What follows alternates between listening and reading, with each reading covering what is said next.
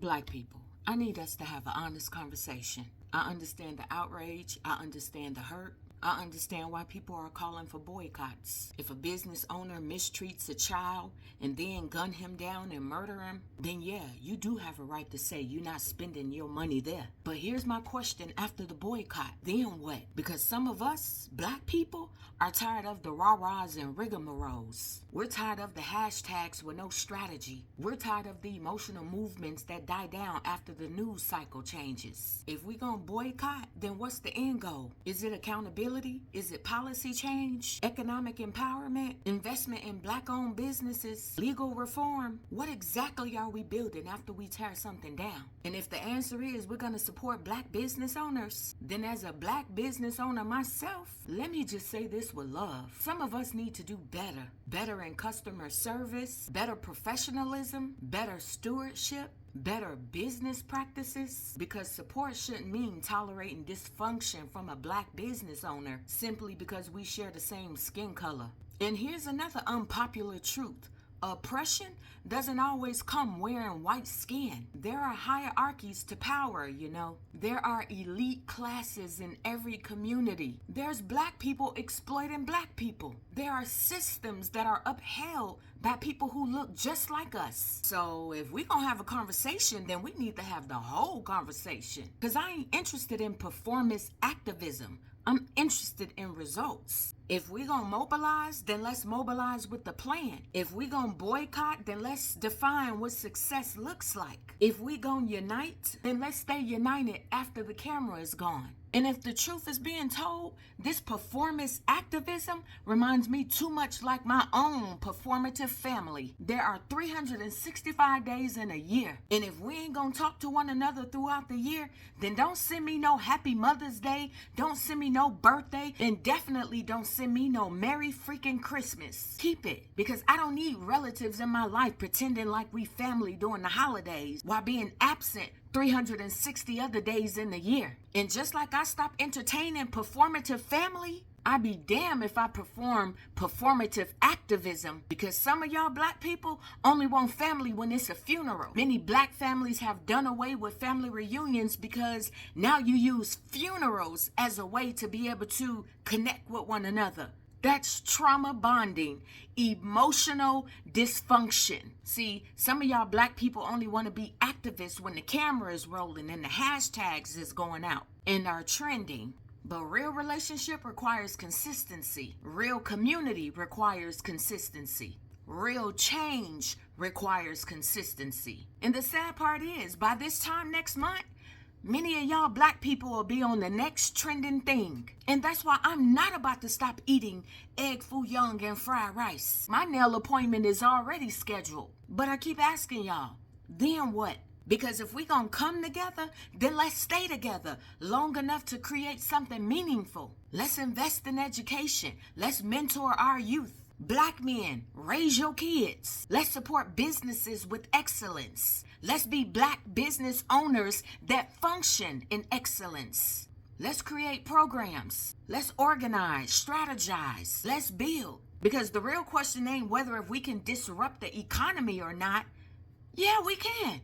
But the real question should be, what are we building for the next generation after us? Listen, our ancestors didn't sacrifice for us just so that we can become experts at outrage. They fought so that we can create, educate, organize, own, lead. And here's the truth of the matter. Where we are today in this generation is not from the result of this generation. We're living in the aftermath of decisions, sacrifices, victories, failures, injustices, and perseverance from generations that came before us. So now that they've passed the baton, what the heck we gonna do with it? Make another hashtag? Make it trending? Make all the noise, but no change? What are we doing as a generation to leave a legacy behind for the next generation?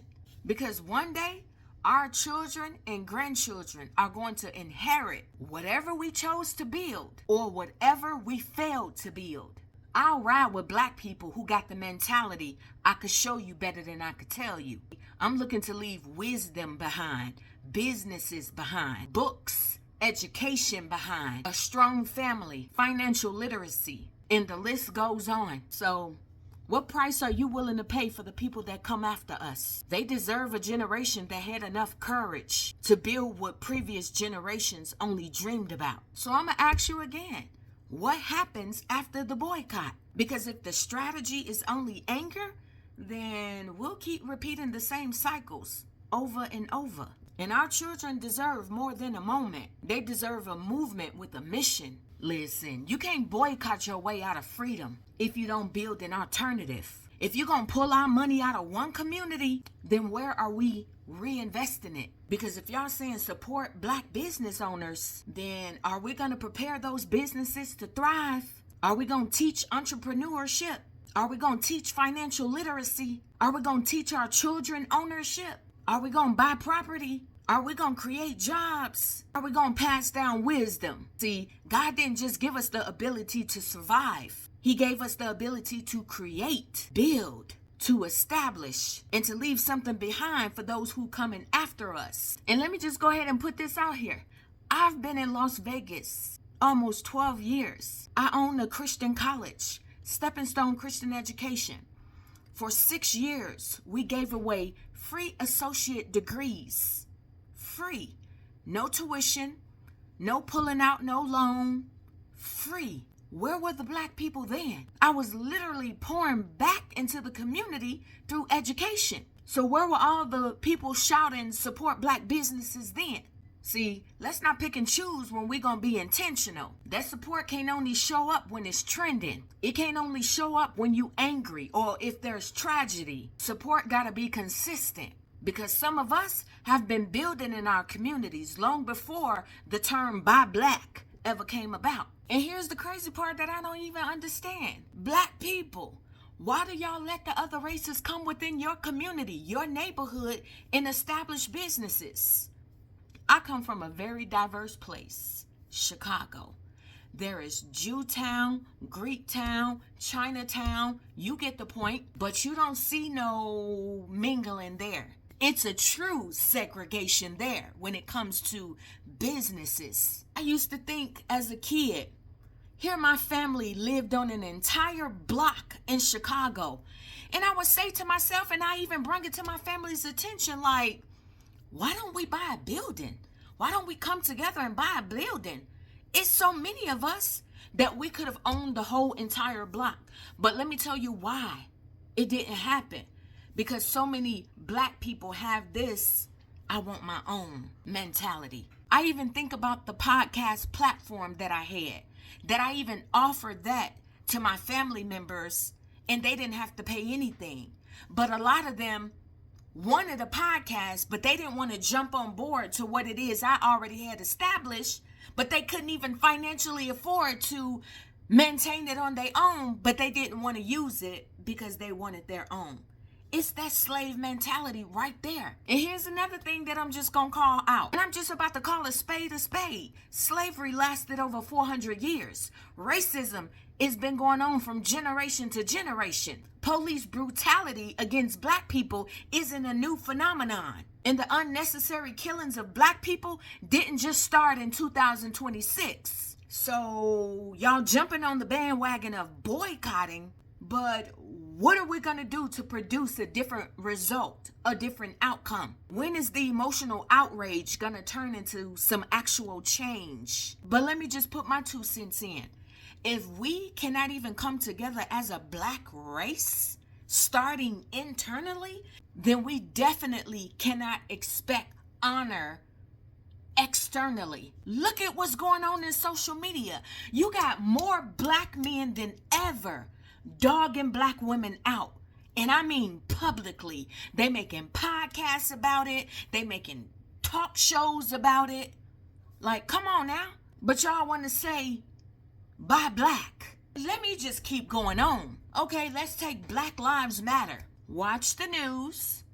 Around July 4th, let's see how many Black lives are taken out by their own color during that time. Watch the news. But Black Lives Matter, right? Buy Black matters, right? Here's the truth of the matter.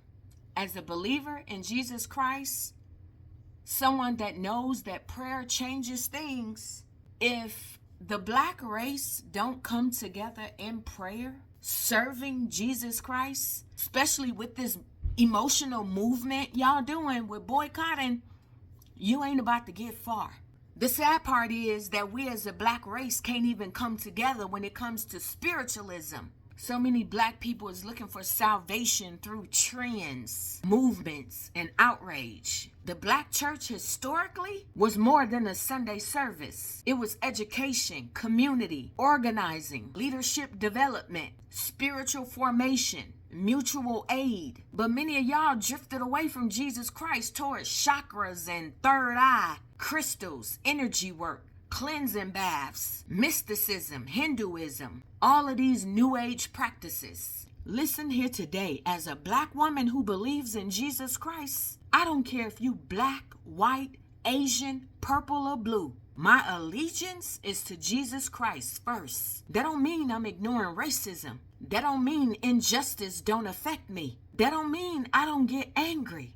It just means I refuse to allow my pain to turn into hatred. And I refuse to allow a trending topic to turn me away from Jesus Christ. Because at the end of the day, I still got to answer to God. Until the hearts change, and many of you black people, these cycles are going to keep going over and over, generation after generation. Because for many of y'all, oh, this just a movement. But for me, this is life. I don't have the option to clock in and out of my blackness. Here's the thing. If we're not willing to build another Wall Street, if we're not willing to sacrifice, if we're not willing to put in the work after the cameras leave, then sit the hell down somewhere. Because movements without commitments is just moments. And I'm done with performative anything. Yep, I said it. Yep, I said it. From the streets racing.